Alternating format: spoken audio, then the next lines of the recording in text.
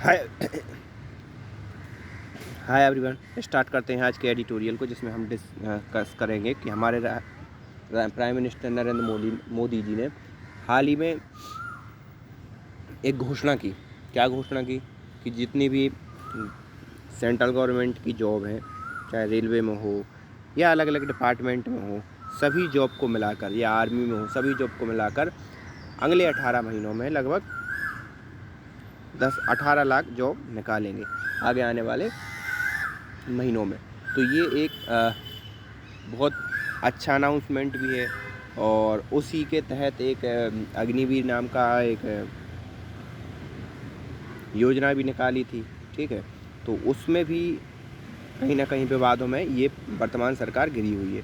तो इन सभी चीज़ों को हम देखेंगे इस पर्टिकुलर एडिटोरियल में। हमारे लिए क्यों जॉब, गवर्नमेंट को जॉब निकालने की आवश्यकता है, क्यों ये ज़रूरत पड़ गई गवर्नमेंट के लिए कि ज़्यादा से ज़्यादा जॉब निकाली जाए। तो स्टार्ट करते हैं इस एडिटोरियल को। अगर आपने चैनल को सब्सक्राइब ना किया हो तो please hit the subscribe button and also join our Telegram channel, जहां पर मैं आपको इसकी PDF शेयर कर देता हूं, जिसकी लिंक, टेलीग्राम की जो लिंक है वो आपको डिस्क्रिप्शन में मिल जाएगी। तो आप खुद भी चाहो तो इस एडिटोरियल को अपने हिसाब से रीड कर सकते हो। साथ ही साथ अनअकैडमी पर किसी भी प्रकार का सब्सक्रिप्शन लेना चाहते हो तो आप कूपन कोड यूज़ कर सकते हो, SHRI NATH और 10। ये कूपन कोड यूज़ करके जो भी मैक्सिमम डिस्काउंट है आप उसे अवेल कर सकते हो। सो क्या है, waiting for a job. Prime minister Modi के इस भाषण के बाद लोग अब वेट कर रहे हैं कि उन्हें जॉब कब निकलेंगे और कब गवर्नमेंट जॉब देगी। The centre decision to recruit personnel is not to festering unemployment issue for a nation that has had a significant demographic dividend. The working age population is much larger than the non working age sections. तो यहाँ पर एक ऐसा राष्ट्र जहाँ पर एक significant रूप से डेमोग्राफिक डिविडेंट है, वहाँ पर वर्किंग पॉपुलेशन ज़्यादा है बजाय इसके कि नॉन वर्किंग पॉपुलेशन। लाइक जैसे कहीं कहीं आप देख लो कि बड़े बड़े शहरों में वहाँ पर मोस्टली लोग क्या होते हैं, वर्किंग होते हैं, नॉन वर्किंग पॉपुलेशन कम होती है। तो इस हिसाब से चीज़ें आगे बढ़ती हैं। बट अगर आप गांव में जाकर देख लो तो वहाँ थोड़ी सी चीज़ें अलग होती हैं। वहाँ पर लोग मनमौजी के हिसाब से काम करते हैं और उनको उस लेवल की तनख्वाह भी नहीं मिलती। तो ये सब चीज़ें रहती हैं। The working for finding productive employment for its youth was to be an imperative for India. लेकिन इन वर्किंग एम्प्लॉय में ये जरा बहुत बड़ी बात हो, बहुत बड़ी आवश्यकता हो जाती है कि वहाँ पर आप एक जो एम्प्लॉयमेंट या एम्प्लॉय को आप रख रहे हो वो क्या हो, एक स्किल्ड हो, ना कि कैसे भी किसी भी मतलब स्किल्ड एम्प्लॉय स्किल कर्मचारी हो, ना कि unskilled. Yet the last few years, employment has remained a major concern. The leaked periodic labor force survey in 2018 revealed that India's unemployment rate was the highest 6.7 in 4 decades. तो यहाँ पर एक report leak हुई हमारे जो labour force survey का। उसमें ये बताया गया कि जो इंडिया के अनएम्प्लॉयमेंट रेट है वो सबसे ज़्यादा हाई है पिछले 40 दशकों में, पिछले 4 दशकों में। ठीक है, the latest PLFS suggest that number now are not too drastic with the overall employment rate is 4.2 in 2020-21 compared to 4.8% in 2019-20। तो यहाँ पर अगर बात करें तो 2019-20 में जो अनएम्प्लॉयमेंट रेट थी वो 4.8 थी, तो वो घटकर 2020-21 में कम हो गई। उतनी कम नहीं हुई लेकिन फिर भी कम हो गई। And the labour force participation rate in increasing to 41.6% up from 40.1% in 2019-20। और यहाँ पर जो पार्टिसिपेशन है लेबर फोर्स का वो भी बढ़ गया है, जिसमें पहले वो 40.1% था, अब वो 41.6% हो गया है।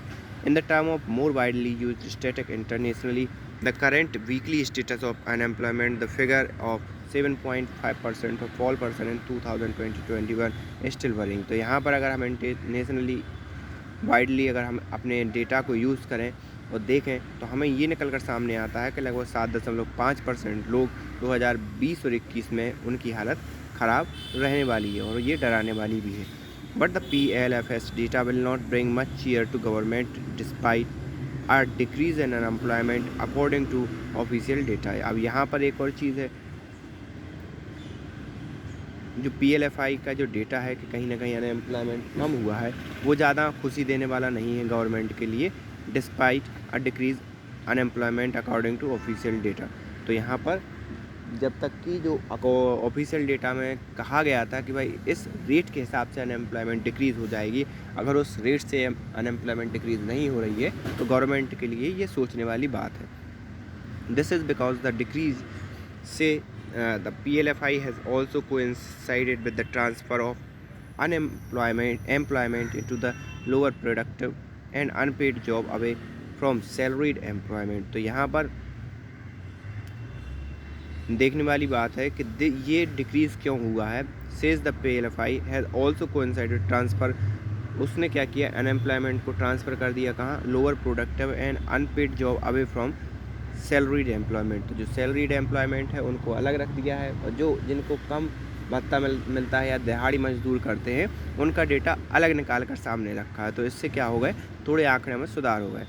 वरिंगली industrial job have decreased with more employment in agriculture and farm related job, a trend that accelerated following the lockdown has not reverse since then. तो यहाँ पर दिक्कत वाली बात ये है कि जितनी भी जो एम्प्लॉयमेंट जनरेट हुआ है वो कहीं ना कहीं गांव से रिलेटेड या एग्रीकल्चर से रिलेटेड सेक्टर्स में हुआ है, ना कि एक इंडस्ट्री में हुआ है। और ये लॉकडाउन के बाद से ये फिर से खुद को रिकवर नहीं कर पाया है। तो ये एक देखने वाली बात है। Unemployment rate among the educated and the youth have only decline marginally. लेकिन अगर हम बात करें कि जो अनएम्प्लॉयमेंट रेट है जो यूथ के अंदर जो 15 से 29 साल का है वो मार्जिनली थोड़ा कम हुआ है। पहले 12.5% था,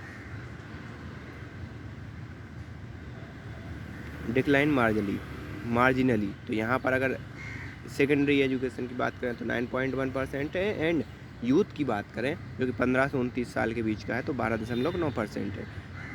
सो wage rate have continue to remain lower for those employed in either salary job और self employed compare to the pre pandemic period. और अगर हम सैलरी की बात करें तो चाहे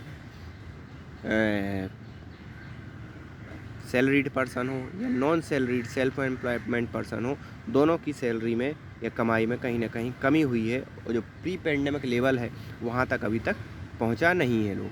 with the increase being marginally in the year of following lockdown driven day of the pandemic, it is clear that government must tackle unemployment and concomitantly the quality of employment issue on the war footing। तो यहाँ पर government को तुरंत ही इस चीज़ को tackle करना चाहिए। किस चीज़ को, तो पहला तो अनएम्प्लॉयमेंट को टैकल करे, और फिर दूसरा अनएम्प्लॉयमेंट करे, लेकिन साथ ही साथ वो ये चीज़ भी करे कि जो एम्प्लॉयमेंट में जो भी पैसा या जो भी मेहताना मिलेगा वो एक अच्छा मिले, ऐसा ना मिले कि आप लो वेजेस पर लोगों से काम करवा रहे हो लोग।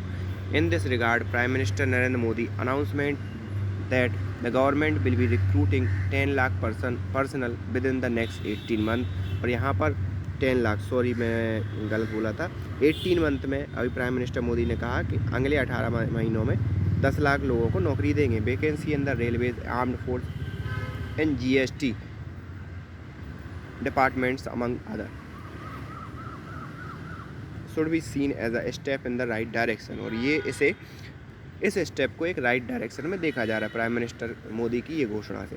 The latest data show that there were 8.86 lakh vacant job among all central government civilian post as of March 2020। अगर हम देखा जाए तो डेटा ये शो करता है कि जितनी भी गवर्नमेंट सेंट्रल गवर्नमेंट की ऑर्गेनाइजेशन है, शाखाएँ, उन सभी को मिला ली जाए तो लगभग 8.86 लाख वैकेंसी खाली पड़ी हुई है।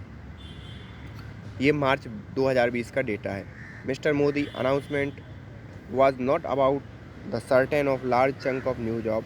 यहाँ पर मिस्टर मोदी ये नहीं बोल रहे हैं कि वो क्रिएट करेंगे बहुत नए job. The bulk of the promise employment is to fill up the vacancy, बल्कि बजाय इसके कि जो प्रोमिस उन्होंने किया था तो बल्क ऑफ मतलब जो पड़े हैं अभी पद खाली उनको भरेंगे।